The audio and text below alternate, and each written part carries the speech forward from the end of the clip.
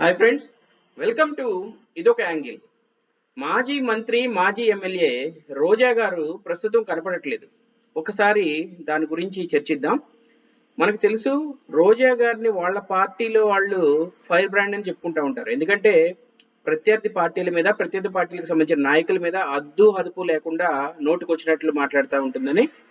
అలాగే ప్రత్యర్థి పార్టీలు ఏమంటే ఆమెకి సంబంధించిన పని కాకుండా కేవలం ప్రత్యర్థి పార్టీలు తిడటానికి మాత్రమే ఆమెకి పదవి ఇచ్చారని, అది ఎమ్మెల్యే కావచ్చు లేదా మంత్రి పదవి కావచ్చు, ఇది కేవలం ప్రత్యర్థి పార్టీల మీద విమర్శలు చేయడానికి మాత్రమే తప్పితే ఆమె శాఖకి సంబంధించి ఏ పనులు చేయదని ప్రత్యర్థి పార్టీలు విమర్శిస్తూ ఉంటారు. ఇందులో వాస్తవం కూడా ఉంది. ఎందుకంటే మీరు గమనించినట్లయితే ఆమె దాదాపు 2.5 సంవత్సరాలు మంత్రిగా పనిచేశారు కదా, అలాగే 10 ఏళ్ళు ఎమ్మెల్యేగా పనిచేశారు కదా.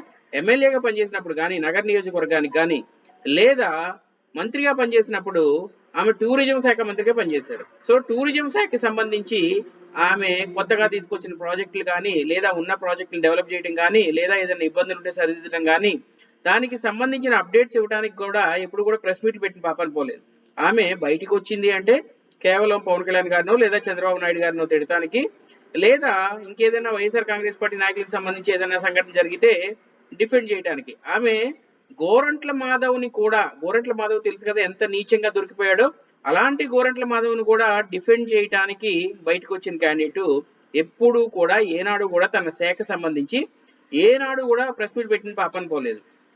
ప్రస్తుతం పరిస్థితి ఏంటంటే 2024 ఎన్నికల తర్వాత ఎమ్మెల్యేగా ఓడిపోయింది. ఇప్పుడు కొంచెం మౌనం పాటిస్తుంది. అది వ్యూహాత్మక మౌనమా లేదా దానికి వెనకాల ఏదైనా కారణాలు ఉన్నాయో ఒకసారి చూద్దాం. మనం కానీ గమనించినట్లయితే రోజా నగరి నియోజకవర్గానికి సంబంధించిన మాజీ ఎమ్మెల్యే, 2 సార్లు అక్కడి నుంచి గెలిచింది. అయితే అంతకుముందు 2 సార్లు ఎమ్మెల్యేగా పోటీ చేసి ఓడిపోయింది. ఒకసారి నగర్ నుంచి, ఒకసారి చంద్రగిరి నుంచి. సో గెలిచిన 2 సార్లు కూడా చాలా తక్కువ మెజారిటీ, ఒకసారి 100ల్లో, ఒకసారి 2-3 వేల ఓట్ల మెజారిటీతో మాత్రమే గెలిచింది నగర్ నుంచి గెలిచిన 2 సార్లు కూడాను. అయినా సరే నియోజకవర్గంలో పట్టు పెంపొందించుకోవడానికి ఎలాంటి ప్రయత్నాలు చేయకుండా కేవలం అధినాయకత్వం ఆశీస్సులు ఉంటే చాలు, ఆటోమేటిక్గా ఎమ్మెల్యే టికెట్ వస్తుంది, మనం గెలిచేస్తాం అన్నట్లుగా, అలాగే మంత్రి పదవి వచ్చింది కాబట్టి ఇక మనకి అడ్డు అదుపు లేదన్నట్టుగా ఇష్టం వచ్చినట్టు చెలరేగిపోయిన క్యాండిడేట్ ఈమె. అయితే ఇప్పుడు ప్రస్తుత పరిస్థితి ఏంటంటే ఆమె ఎందుకు బయటికి రావట్లేదు అన్న దానికి సంబంధించి మనం కానీ విశ్లేషిస్తే, మొదటిది ఆమె నియోజకవర్గంలోనే, మొదటి కారణం ఆమె నియోజకవర్గంలోనే ఆమెకి తీవ్రమైన వ్యతిరేకత ఉంది. తీవ్రమైన వ్యతిరేకత మనకి తెలుసు. కేజే కుమార్, కేజే శాంతి, సో నగరి మాజీ మున్సిపల్ చైర్మన్ కావచ్చు, లేదా ఈడిగబలిజ కార్పొరేషన్ చైర్మన్ కావచ్చు, అలాగే రెడ్డివారి చక్రపాణి రెడ్డి శ్రీశైలం దేవస్థానం బోర్డు అధ్యక్షుడు కావచ్చు. సో వీళ్ళందరూ కూడా రోజాకి వ్యతిరేకంగా ఉన్నారు. అండ్ వీళ్ళందరూ వెనకాల వైఎస్ జగన్మోహన్ రెడ్డి గారికి సామంతరాజుగా చెప్పబడే పెద్దిరెడ్డి రామచంద్రారెడ్డి ఉన్నారన్నది మాత్రం వాస్తవం. రోజా ఓటమిలో ఆయన పెద్దిరెడ్డి రామచంద్రారెడ్డి పాత్ర ఉందన్నది కూడా వాస్తవం. సో ఇప్పుడు నియోజకవర్గంలో ఆమెకి ఏ పట్టు లేదు, ఇది మొదటి కారణం. రెండవది, ఆమెను ఓడించడానికి ఆమె పార్టీలోని ప్రత్యర్థులే బయట పార్టీల ప్రత్యర్థుల కన్నా ఎక్కువగా పనిచేశారు. ఆమె వెళ్ళి ఆ విషయం జగన్మోహన్ రెడ్డి గారికి కంప్లైంట్ కూడా ఇచ్చినట్టు తెలుస్తుంది. ఎలా అంటే పెద్దిరెడ్డి రామచంద్రారెడ్డి ఎన్నో కోట్లు, దాదాపు ఒక 20 కోట్లు ఖర్చు పెట్టి నన్ను ఓడించారు అని కంప్లైంట్ చేసిందంట. మన జగన్మోహన్ రెడ్డి గారు మహామేధావి కదా, ఈ విషయం తీసుకెళ్లి ఆయన పెద్దిరెడ్డి రామచంద్రారెడ్డి గారికి చెప్పేశారంట, ఇట్లా మీ మీద కంప్లైంట్ చేస్తుందని. ఇంకా ఇప్పటి పరిస్థితుల్లో ఇంకా ఆమెకి ఆ నియోజకవర్గంలో లైఫ్ ఏముంటది? సో డెఫినెట్ గా పెద్దిరెడ్డి రామచంద్రారెడ్డి అపోజ్ చేస్తాడు. పెద్దిరెడ్డి రామచంద్రారెడ్డి మద్దతున్న ఈ కేజే కుమార్ కావచ్చు, కేజే శాంతి కావచ్చు, అలాగే చక్రపాణి రెడ్డి కావచ్చు, వీళ్ళందరూ డెఫినెట్ గా రోజాకు వ్యతిరేకంగా ఉంటారు. సో నగరి నియోజకవర్గం మీద ఆల్మోస్ట్ ఆల్ హోప్స్ వదిలేసుకున్నట్టే. తర్వాత ఇంకో కారణం ఏంటంటే, రోజా పైకి చెప్పకపోయినా ఆమెకు మనసులో ఉన్నది ఏంటంటే, మిగతా మహిళా మంత్రులు అంటే దేవిశ్రీ, ఉషాశ్రీ చరణ్ కావచ్చు, లేదా తానేటి వనిత గారు కావచ్చు, లేదా విడుదల రజనీ గారు కావచ్చు, వాళ్ళందరికీ కూడా ఈమె కన్నా మంచి శాఖలు ఇచ్చారన్న ఫీలింగ్ అయితే మొదటి నుంచి ఉంది. కానీ ఏదో ఒక మంత్రి ఎంజాయ్ చేస్తుంది, పదవిని అనుభవిస్తుంది, ప్రోటోకాల్ అన్నీ ఉంటాయి. సో అందులో కూడా టూరిజంలో కూడాను ఎన్ని కుంభకోణాలు చేసినాయో కూడా వరుసగా బయటకు వస్తున్నాయి కదా. సో ఇలాంటి ఒక ఫీలింగ్ అయితే ఆ మైండ్ లో ఉండిపోయింది. మిగతా మహిళా మంత్రులకి ఈమె కన్నా మంచి పదవులు ఇచ్చారు, ఈమెకి వాళ్ళకన్నా తక్కువ పదవులు ఉన్నాయి. సో కానీ తిట్టించడానికి ఎవరినైనా తిట్టాలి అంటే దానికి ఈమెను వాడుకుంటున్నారు అన్న ఫీలింగ్ ఈమెకి ఎంతో కొంత ఉంది. కానీ తప్పనిసరి పరిస్థితుల్లో వేరే గతి లేక ఇన్ని రోజులు చేసింది. ఇప్పుడు ఏంటంటే అందరూ ఓడిపోయి ఉన్నారు. సో ఇప్పుడు కూడా షర్మిల గారు వైఎస్ రాజశేఖర రెడ్డి జయంతి అని కొద్దిగా హడావిడి చేస్తున్నారు కదా, దానికి సంబంధించి వైఎస్ షర్మిలని విమర్శించమని కూడా ఈమెకి ఇన్స్ట్రక్షన్స్ వెళ్తే నేను చేయనని చెప్పేసిందంట. అలా చేయకపోవడానికి ఇంకా ఉన్న కారణాలు ఏంటంటే, ప్రస్తుతం ఓడిపోయింది. ఆమె శాఖలో జరిగిన కుంభకోణాలు ఒక్కొక్కటిగా వెలికి చూస్తున్నాయి. ఆడదాం ఆంధ్ర పేరుతోటి వందల కోట్లు విచ్చలవిడిగా ఖర్చు పెట్టారు. అందులో చాలా అవినీతి జరిగిందన్న విషయం బయటకు వస్తుంది.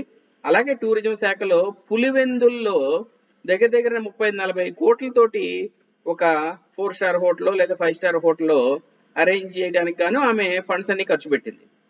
ఇప్పుడు ఆ విషయం కూడా పులివెందుల్లో టూరిజం డెవలప్మెంట్ కి 40 కోట్లు ఖర్చు పెట్టాల్సిన అవసరం ఏంటి? డెఫినెట్ గా అవినీతి జరగకుండా అయితే ఉండదు కదా. ఆమె ఒక హోటల్ని సొంతంగా టూరిజం వాళ్ళు కట్టుకోకుండా ఆల్రెడీ సగం కన్స్ట్రక్షన్ లో ఉన్న బిల్డింగ్ ని ఎక్కువ రేటుకి కొన్న విషయం అంతా బయటకు వచ్చేసింది. ఈ విధంగా రోజా చేసిన కుంభకోణాలు, రోజా పదవిలో ఉన్నప్పుడు చేసిన కుంభకోణాలు ఒక్కొక్కటిగా వెలుగు చూస్తున్నాయి. ఇప్పుడున్న పరిస్థితుల్లో నోరు మూసుకుని ఉండటమే ఉత్తమం అని ఫిక్స్ అయ్యి ఒక పక్క నుంచి జగన్మోహన్ రెడ్డి గారు షర్మిలను విమర్శించమని ఆదేశాలు ఇచ్చినా దాన్ని పట్టించుకోకుండా కేవలం జయంతి కార్యక్రమంలో మాత్రం, వైఎస్ఆర్ జయంతి కార్యక్రమంలో మాత్రమే పాల్గొంటానన్నట్లుగా పాల్గొని కామ్గా నోరు అదుపులో పెట్టుకుంటుంది. ఎందుకంటే ఇప్పుడు ప్రస్తుతం నెక్స్ట్ 5 ఏళ్ల పాటు కూటమి ప్రభుత్వం ఉంది. ఆమె చాలా తప్పులు చేస్తుంది. ఆ తప్పులన్నీ వరుసగా బయటకు వస్తున్నాయి. దానికి తగ్గట్టుగా ఆమె శిక్ష కూడా అనుభవించాల్సి రావచ్చు. అలాగే తిరుమల దర్శనాలు కూడా మనకు తెలుసు కదా. తిరుమల దర్శనాలకు సంబంధించి ఆమె ఎన్ని వందల మందిని ప్రోటోకాల్ పేరుతో తీసుకెళ్ళిందో మనకు తెలుసు. మీరు కానీ ఒక్కసారి గమనించినట్లయితే అనేక సిఫార్సు లెటర్స్ ఏదైతే ఈమె చేసిందో, పలానా వాళ్ళు నాతో పాటు వస్తున్నారు దర్శనానికి, పలానా వాళ్ళకి పూజలని, ఈమె కావచ్చు, పెద్దిరెడ్డి రామచంద్రారెడ్డి కావచ్చు, చెవిరెడ్డి భాస్కర్ రెడ్డి కావచ్చు, లేదా ఉప ముఖ్యమంత్రి నారాయణ స్వామి కావచ్చు, వాళ్ళంతా కూడా విచ్చలవిడిగా తిరుమల దర్శనాలని వాళ్ళ సప్రయోజనాలకి డబ్బులు సంపాదించడానికి వాడుకున్న విషయాలన్నీ కూడా బయటకు వస్తున్నాయి.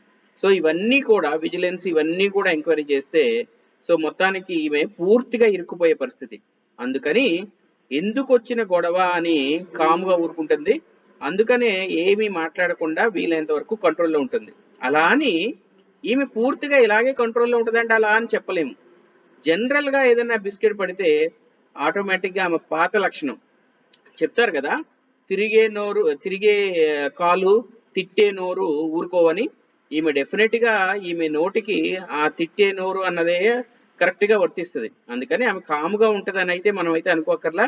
మళ్ళీ ఎవరైనా ఏదైనా ఆశ చూపితే దానికి సంబంధించి మళ్ళీ విజృంభించే అవకాశం అయితే కనపడుతుంది.